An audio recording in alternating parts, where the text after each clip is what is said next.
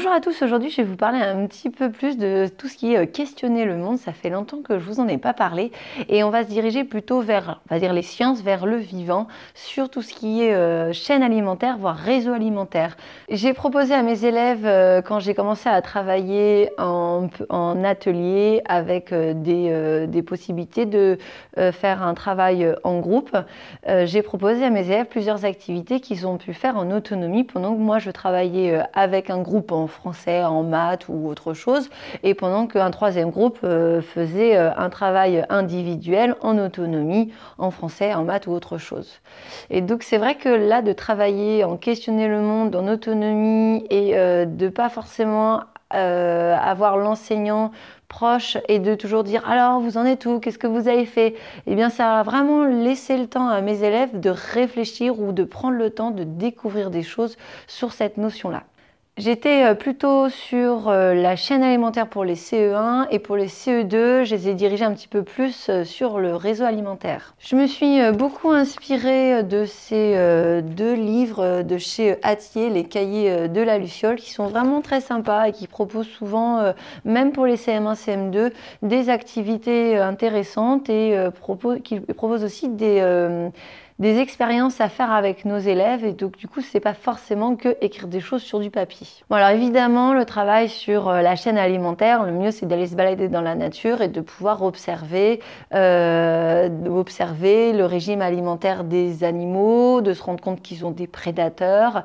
Donc voilà, ça c'est l'idéal. Après c'est bien aussi de pouvoir faire un point en classe. Alors si on n'a pas la possibilité ou si c'est pas forcément évident d'être dans l'observation, et bien donc voilà, la manipulation avec des étiquettes, la manipulation avec des jeux permet un petit peu de pouvoir découvrir différents réseaux alimentaires. Du coup, j'ai une boîte ici dans laquelle eh bien j'ai tout ce qui va être en rapport avec l'alimentation, parce que au final j'ai quand même pas mal d'activités et surtout j'ai plusieurs ouvrages qui sont vraiment très intéressants. Je vais avoir donc surtout des albums de jeunesse et puis j'ai aussi un magazine qui avait vraiment fait tout un travail de bande dessinée sur le régime alimentaire qui est vraiment très intéressant. Ce magazine, donc c'est Image Doc, qui avait proposé en février 2012, c'est le numéro 278 si ça vous intéresse de le récupérer, qui donc propose une bande dessinée. On est plutôt là sur le cycle 3 parce que c'est vrai, la lecture de la bande dessinée c'est pas forcément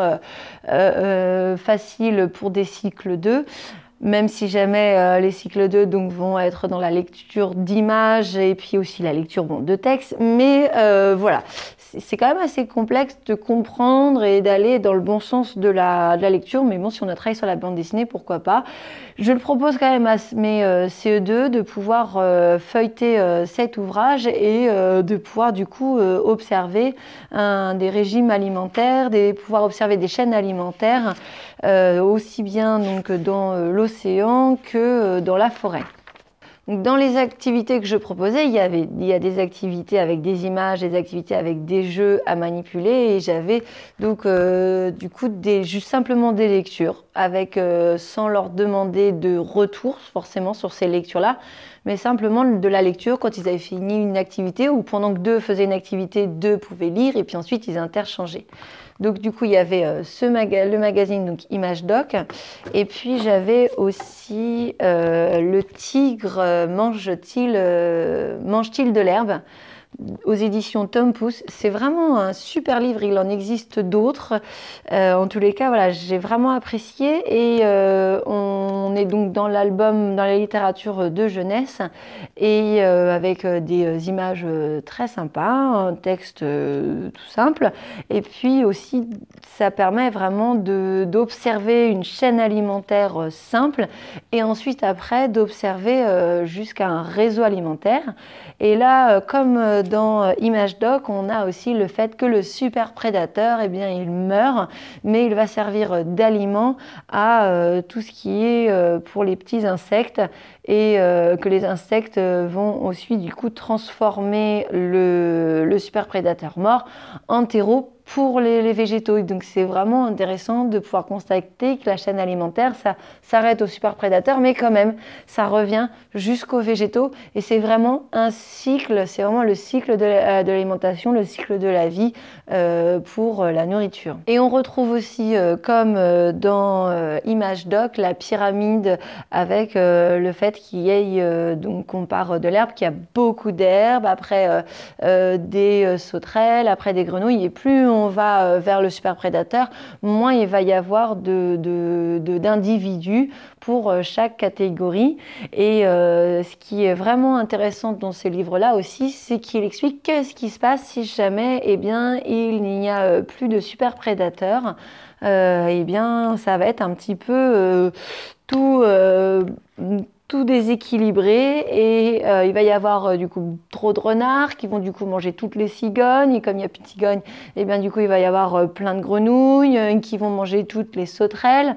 Et donc ça, c'est vraiment intéressant de comprendre qu'il faut vraiment que tout soit équilibré et qu'il n'y ait ni trop ni pas assez dans chaque catégorie de prédateurs. Ça, ce sont vraiment deux super livres. Après, j'ai trouvé dans le commerce, après avoir fait ma séance, j'ai trouvé deux petits livres qui s'adressent plutôt au cycle 1, mais qui permettent de travailler sur la notion de prédateur, le fait que la fourmi va avoir un prédateur qui va être le fourmilier, que les sauterelles vont avoir un prédateur qui va être un lézard. J'ai aussi celui-ci qui s'appelle « Je vais te croquer ». Je le trouve aussi très sympa. Et le fait qu'on a juste un animal qui va manger un autre animal ou alors un végétal. Et finalement, quand on ouvre, on voit que cet animal, non, il est mangé par un plus gros que lui. Et donc, du coup, on peut observer vraiment plusieurs chaînes alimentaires. Et ce qui est intéressant, c'est qu'il y a une image au-dessus qui montre aussi le milieu de vie de ces animaux. Et on peut du coup non seulement observer des chaînes alimentaires, mais aussi observer qu'il existe dans la nature différents milieux de vie. Pourquoi pas aussi faire proposer à nos élèves, aux plus grands, fin de cycle 2, début cycle 3, de travailler et d'essayer de recréer ces petits accordéons-là pour reconstituer des chaînes alimentaires.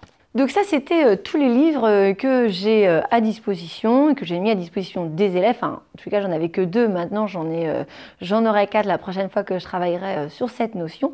Maintenant, je vais vous présenter les activités plutôt pour la recherche ou la découverte de chaînes alimentaires, mais plutôt en manipulant. Alors, on va avoir pour travailler seulement sur la chaîne alimentaire et pas encore sur le réseau alimentaire, on va avoir des cartes de ce type-là et on va constater qu'il y a deux chaînes alimentaires, une chaîne qui va être plus dans la prairie et une autre chaîne qui va être plus dans l'océan. Donc déjà, les élèves vont pouvoir donc séparer les animaux selon leur milieu de vie et ensuite recréer la chaîne alimentaire en s'aidant de la couleur qui est foncée pour le premier maillon de la chaîne, donc la végétation, et ensuite après jusqu'au super prédateur où là du coup la couleur verte ou la couleur bleue va être très claire. Ce que j'ai demandé à mes élèves, c'est de pouvoir recopier la chaîne alimentaire dans leur cahier de questionner le monde. Alors une autre activité que j'ai trouvée sur internet, je vous mettrai le lien dans la description. Donc ici, on est plutôt en train de travailler sur les relations alimentaires dans l'espace marin. Et donc on va avoir différents animaux et différentes plantes. Ça va être le zooplancton, non pas le zooplancton, le phytoplancton qui va être donc le végétal. Et on va par exemple voir à l'intérieur le régime alimentaire des animaux. Donc par exemple ici l'hippocampe que j'ai du coup mis en photographie et écrit ici. L'hippocampe va manger du zooplancton. Donc on va rechercher le zooplancton. ici. Et puis le zooplancton, bah, lui mange du phytoplancton. Donc ici, hop, on a donc déjà une chaîne alimentaire avec 3 maillons. Alors on peut très bien voir si quelqu'un mange l'hippocampe. Le zooplancton, l'hippocampe. Donc on voit ici que le thon mange l'hippocampe. Donc ici, eh bien, on a une chaîne alimentaire avec 4 maillons. Après, on pourrait essayer de trouver le super prédateur, le requin taureau, et de créer une chaîne alimentaire la plus grande possible. Voilà, l'anchois va manger du zooplancton.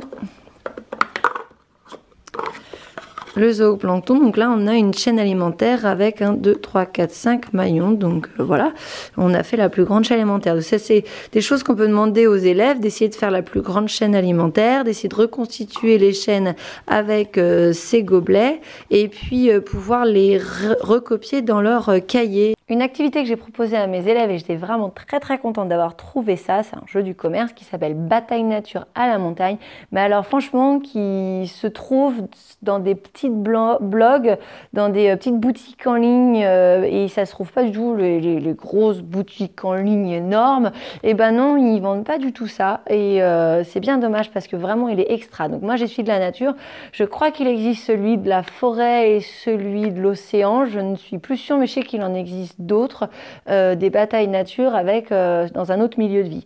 Et c'est vraiment super. Ce que je me suis permise de faire avec ce jeu, c'est de photocopier quelques-unes des cartes du jeu pour pouvoir les plastifier, mettre un aimant au dos et les mettre au tableau et pouvoir les manipuler et recréer donc des chaînes alimentaires en se mettant sur le tableau plutôt que d'être sur la table. Donc souvent quand je proposais ces activités-là, je les mettais sur le tableau au fond de ma classe, là, près du lavabo. C'est vrai que c'est souvent un petit peu l'espace où les élèves peuvent travailler en équipe, en groupe, et donc du coup ils pouvaient reconstituer une chaîne alimentaire en voyant que voilà la mélèze se faisait manger par le campagnol des neiges, qui se fait manger par la vipère, qui se fait manger par l'aigle royal. Et là, une fois qu'ils avaient pu créer une chaîne alimentaire, ils pouvaient recopier cette chaîne sur leur cahier. Bataille nature à la montagne. Imaginons qu'on est donc 2 joueurs, on retourne nos cartes en même temps. Et là ici donc c'est le papillon qui va donc manger la carotte sauvage et le joueur va remettre les cartes en dessous de son jeu. Donc le but du jeu c'est d'avoir le maximum de cartes. Ici donc le pou, eh bien c'est un parasite, mais donc il va parasiter le campagnol des neiges et il va donc c'est le joueur de droite qui va récupérer les cartes. Ici, eh bien, ils ne se mangent pas entre eux, donc on rejoue et on laisse les cartes apparentes. Donc là, on peut voir que le pou donc peut déranger là l'écureuil et que là, le campagnol des neiges va pouvoir manger les framboises. Alors, les joueurs ne peuvent pas manger leurs propres cartes. Et puis une dernière activité avec une feuille plastifiée et des étiquettes à scratcher pour pouvoir recréer un réseau alimentaire. Donc on est plus sur du CE2. C'est quelque chose que j'ai repris du fichier Les Cahiers de la Luciole chez Hatier. Donc le fait de pouvoir manipuler les étiquettes, je trouve ça vraiment pratique pour que les élèves puissent interchanger les maillons et retrouver la chaîne alimentaire en fonction des images que j'ai aussi imprimées sur du papier cartonné pour que ça reste solide. C'est vrai que quand on travaille en classe entière, c'est pas évident de proposer toutes ces activités parce que, eh bien, on va avoir qu'un seul jeu de bataille, on va avoir que 1 ou 2 ouvrages, on va pas pouvoir imprimer, plastifier, créer des étiquettes pour les 24, 28, 29, 30 élèves. Et donc, du coup, c'est vraiment là pour moi, l'intérêt de pouvoir travailler en atelier, c'est de pouvoir enfin proposer à mes élèves de manipuler aussi bien en maths que en questionner le monde. Et là, ça a été vraiment très intéressant. Et le fait aussi de ne pas être présente, et je me suis rendu compte que si jamais je leur avais laissé manipuler des étiquettes, et bien au bout d'un moment, déjà ils auraient été nombreux à manipuler, donc ça aurait été quand même assez bruyant, et je pense que j'aurais laissé très peu de temps et j'aurais tout de suite demandé: alors dites-moi, qu'est-ce que vous avez créé, quelles sont les chaînes alimentaires que vous avez fait, on fait la mise en commun, on fait les comparaisons, et ils n'auraient pas eu le temps de vraiment se poser, de refaire ou de recréer, de recréer une deuxième ou de remodifier. Que là, de les laisser pendant une demi-heure avec le matériel, et plusieurs fois ils ont pu avoir accès à ce matériel-là, ils ont vraiment pu prendre le temps de découvrir, de manipuler, de rechercher, de le faire avec différents outils. Et j'ai trouvé ça vraiment très intéressant. Et ils ont pu même entre eux, ils étaient souvent par 4, ils ont pu entre eux déjà, avant même qu'on fasse une mise en commun avec toute la classe, observer qu'ils n'avaient pas forcément les mêmes chaînes alimentaires, ou ils n'avaient pas construit les mêmes réseaux alimentaires. Et du coup, j'ai vu vraiment qu'ils ont pu dire: ah bah toi c'est ça, bah oui, bah moi il a mangé ça, ou le prédateur c'est pas le même que toi. Et du coup, voilà. Après, on a fait une seule séance où on a fait un retour en classe, et on a pu mettre en avant différents réseaux, différentes chaînes alimentaires et différents réseaux alimentaires, et avoir aussi un débat, une discussion sur qu'est-ce qui se passe si jamais le super prédateur disparaît, ou si jamais trop d'animaux disparaissent et que des animaux n'ont plus grand-chose à manger. Comment ça se passe dans un milieu, le fait que tous déséquilibrent. Donc ça, on a pu donc débattre là-dessus. C'était vraiment très intéressant. Donc moi, j'ai aussi repris les cahiers à la maison, et j'ai bien corrigé toutes les chaînes alimentaires que j'ai pu modifier. Finalement, ça a fait leur trace écrite. J'espère que toutes les activités que je vous ai présentées pour travailler le régime alimentaire plutôt pour le cycle 2 vous aura plu.